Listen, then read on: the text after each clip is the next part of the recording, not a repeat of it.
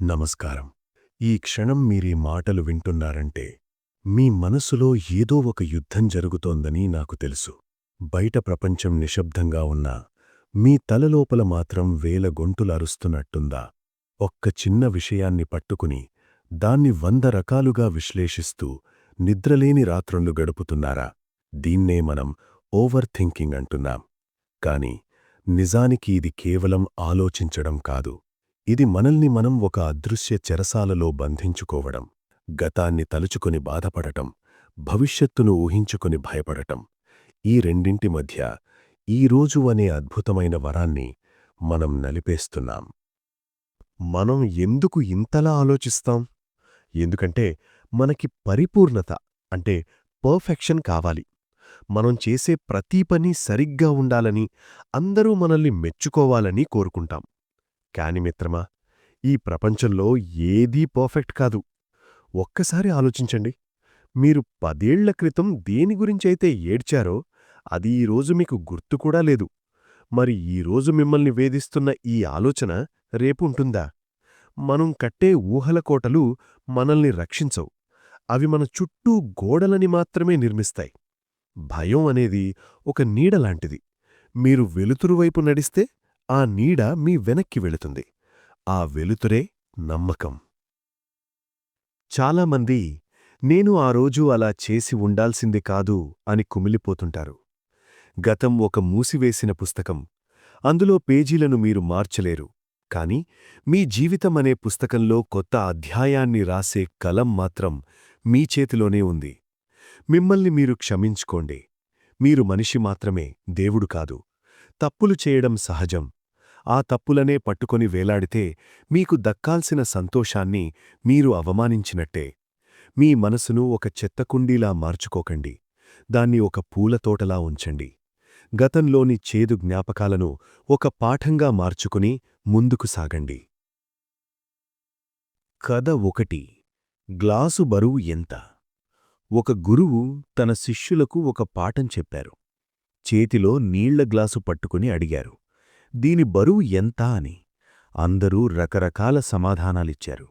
అప్పుడు గురువు నవ్వి ఇలా అన్నారు, దీని బరువు ముఖ్యం కాదు. దీన్ని నేను ఎంతసేపు పట్టుకున్నాను అనేదే ముఖ్యం. ఒక్క నిమిషం పట్టుకుంటే ఏమీ అనిపించదు.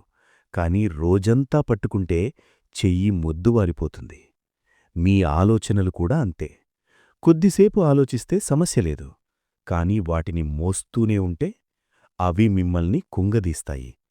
ఆ గ్లాసుని కింద పెట్టేయడం నేర్చుకోండి.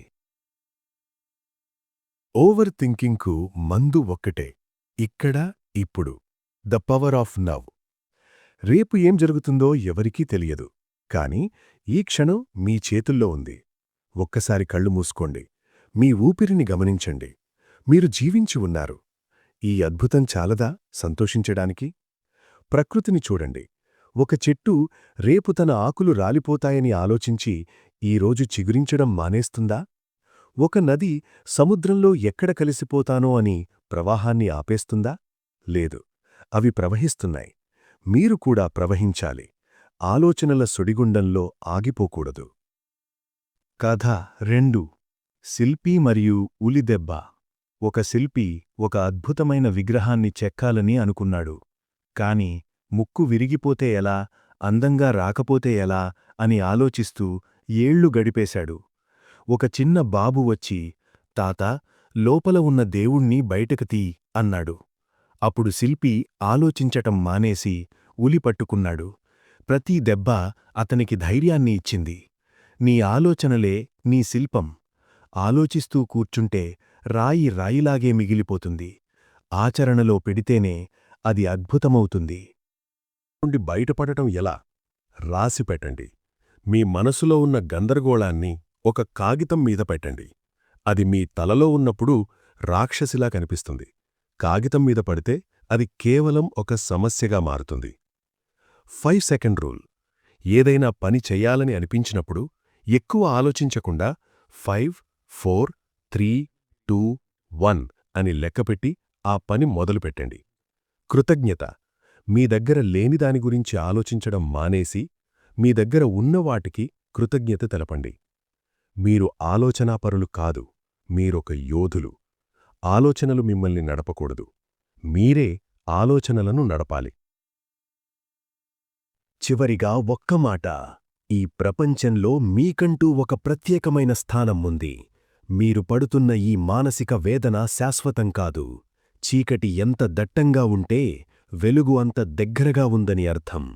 లేవండి, మీ కళ్లలో ఉన్న నీటిని తుడుచుకోండి. మీ లోపల ఉన్న అనంతమైన శక్తిని నమ్మండి. మీరు ఆలోచించేదానికంటే మీరు బలవంతులు. మీరు ఊహించేదానికంటే మీరు ధైర్యవంతులు.